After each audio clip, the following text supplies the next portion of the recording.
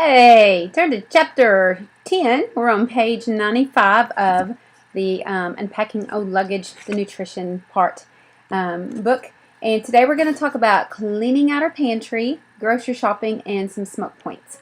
So I'm actually going to take you into my kitchen and show you what I have in my kitchen pantry and what I keep in my all my ingredients list and everything else. So kind of show you some things there. I do want to point out on page 95 though, you want to really try to get rid of things that are of any type of disturbance for you when you're dealing with anxiety or anxiousness, or it's just one of those frustrating days and things just aren't going well. If it's there in your way, then you need to make sure it's gone, because it will be out of sight, out of mind. That will be the first place you'll want to go grab up that big old chunk of chocolate or chocolate brownie or chocolate chip cookie when things aren't just going right, or your kids have just drove you nuts all day long. So get it out of sight, out of mind, so that you aren't tempted to go that route. On this list, you got a list of chunkets and stockets. So chunkets are basically the things that you definitely want to try to avoid if at all possible. And the ones to stock, of course, some of these are not listed underneath your actual carbs, your proteins, and your fats that we had initially covered, but they are part of them, so you can have them every once in a while. So I'm going to kind of take you into my kitchen and show you a little bit of what I have underneath the stockets. The chunkets, probably the only thing of sugar that I would have would be like the turbinado or the coconut sugar. So I'll show you there. Okay, we're in my kitchen, in my pantry, so I'm going to kind of cover a couple things that I definitely keep for my basics. Lentils, definitely a must. You can get this really good deals on that. Flat oats, I do keep that, and I also keep steel cut oats, which I can pull that over here. Keep my steel cut oats as well. The only thing is you can soak these overnight, and they can you can cook them a lot quicker the next morning, or it might take you about 45 minutes to cook in the morning if you don't soak them. And quinoa, I keep everything in jars, real easy, but that's quinoa right there, a really healthy grain. And all my brown rice, keep all my brown rice together. Also keep millet for chips in my pantry. The black beans and rice is another good, healthier alternative for the chip lovers out there. Those are really good to snack on. No Stir coconut almond butter, something I've tried that's pretty new, and it's by Maranatha. It's pretty good. I also have No Stir almond butter as well. A lot of times I will make my own. If I have extra almonds, I'll make that in my NutriBullet. There's also peanut butter. I do the Smucker's all natural. And when it comes to syrups, I like the pure organic maple syrup, or this one, which is through Whole Foods, just a grade A maple syrup. I do use that. I do get my honey from a local restaurant, or no local restaurant, local health food store, and this is raw local honey, 100% pure honey. I get mine from there, and you want to make sure, again, it's raw and local as much as possible. And my apple cider vinegar with Mother. Usually get the Bragg's or the Heinz brand, but I make sure it's with Mother.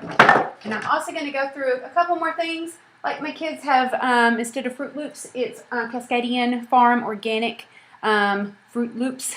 And then my husband likes those frosted squares. So we have the Mom's Best brand of sweetened Wheatfuls squares. And we also have gluten-free maple buckwheat flakes, which is what I use in making my homemade granola with that. So I'm going to kind of cover a couple more things that I do have as my basics here as I'm putting my oats back in.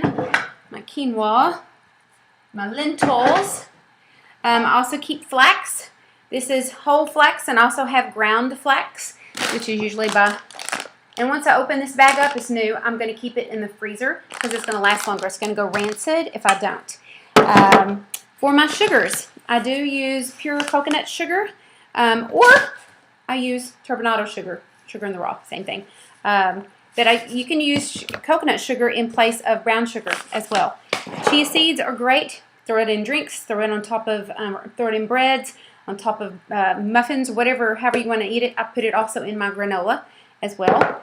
And of course you have to have a good healthy nuts around. Pecans, walnuts, this is your brain food, and whole wheat orzo. I also have that as well. And some wild rice. I want to keep my wild rice. Okay, some more nuts. Almonds. I love raw sprouted almonds. Very good. Very, very good. And I also keep a little bit of pumpkin seeds around. Very healthy organic pumpkin seeds.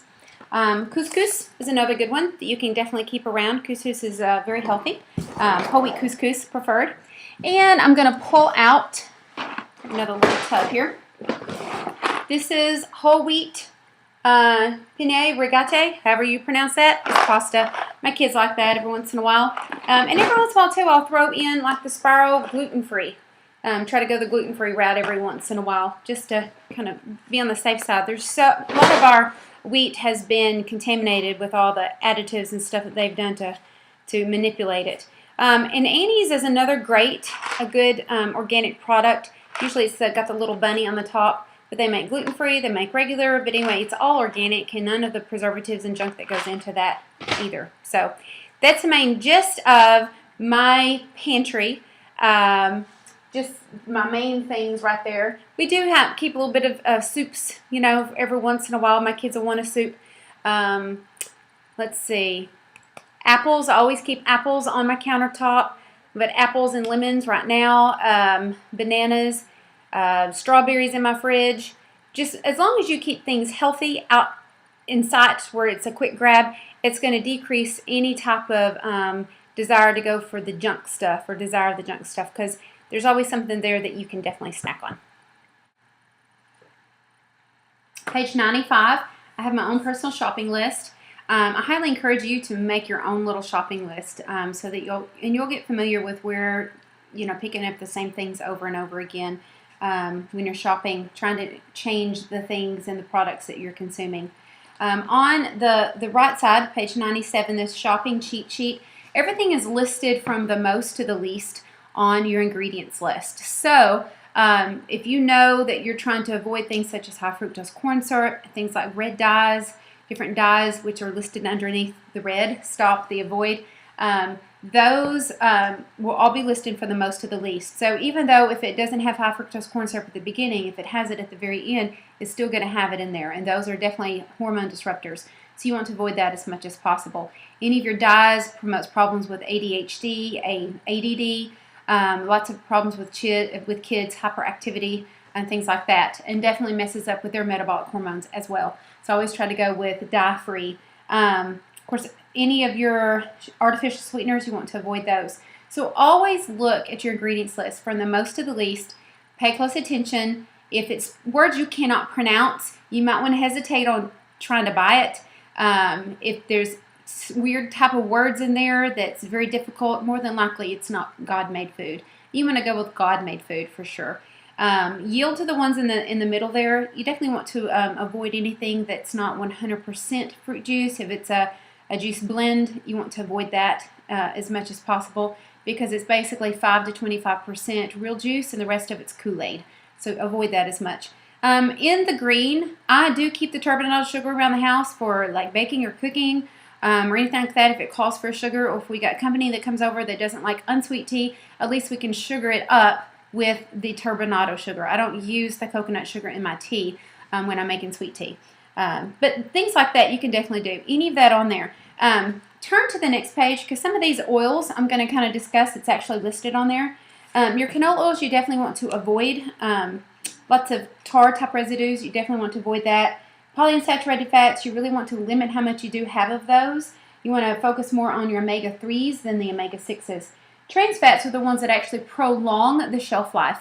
So if you walk into the grocery store and in front of the bakery you see all these cakes, pies, cookies, donuts, everything laid out in front of you, those have an extended shelf life for a while because they've had trans fats added to them. That's like putting plastic in your arteries, and there's several countries that actually have totally banned it out of the country. I wish the U.S. would actually get on board with that as well.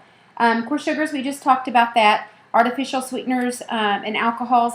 I really try to avoid and encourage everybody to avoid any type of artificial sweeteners or anything ending in an OSE or especially an OL, maltose, any of the OLs, xylitol, maltitol, all those are all forms of sugar alcohols. Some people can digest it, some people can't. Like sorbitol, if you consume too much of it, more than likely it's going to hurt your stomach and tear it up.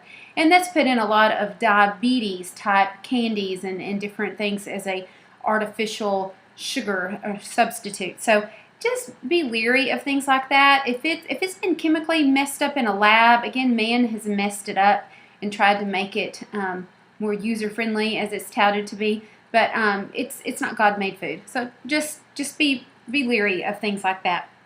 Now we're getting to the smoke points. There's lots of different things here I do want to point out. Almond oil, coconut oil, avocados are the ones that actually can be used at high temperatures. I'm going to show you what I use, and this is what I get from a local health food store. It's my organic virgin coconut oil. It's very hard at room temperature. All I got to do is hold on to it for just a little bit and it'll start melting, or I can put it near the stove while I'm cooking and it'll start melting. So it's really good, very tasty, and a lot of times I will use that in place of my butter if I want to put a little bit in my oatmeal. It really flavors it up. Plus it's an MCT oil, which is a medium chain triglyceride type oil. It's great for the metabolism. It actually has been shown to help reverse Alzheimer's disease. It's your brain food, just like walnuts. So do not shy away from your virgin coconut oil. Very medicinal. So I definitely use that. And plus it can be used at higher temperatures. Low to medium heat cooking or use is like grapeseed oil, which I do have that right here. I keep a big old jug of it as my grapeseed oil. That's also very good, and it can be used at a smoke point of 420 degrees Fahrenheit. Now what I mean by smoke points is if it starts smoking, that's because it gets too high. And when it gets too high, it's going to start to promote a lot of toxins, and it actually becomes very unhealthy for you to consume. So try not to double use your oils. Only use them one time. Use little bits, moderation, that's the big thing. And don't get the heat so high that it actually turns into a smoking type atmosphere. You can see the smoke rising because you don't want that to burn at all. Other oils that you can definitely use as well is my, and it's just a Walmart generic, EVU is extra virgin olive oil, and now buy the big thing, just fell. Anyway, buy the big, and I always put in a little squirt thing where I can use it actually on my stove, and that would be fine. There's all kinds of oils there, though, that you can use. Sometimes I'll use a little bit of sunflower oil. I keep a little bottle of it. It's probably even gone bad by now, but I do keep that every once in a while in my for any type of like Asian type dishes that I'm making. So big thing is to take from this is cleaning out your pantry, get rid of stuff that's not necessary that you can go to. And always look at your ingredients list when you're shopping. It's listed from the most to the least. Avoid things you cannot pronounce. Try to shop the outside aisles of your supermarket. Avoid the inside aisles because they're loaded in lots of preservatives, dyes, colors, salt, MSGs, benzoates, nitrates, you name it. Try to avoid that as well. But always shop smart. And shop on a full stomach is another big thing too. Otherwise you'll tend to grab things you shouldn't grab. So anyway, that is it for Chapter 10.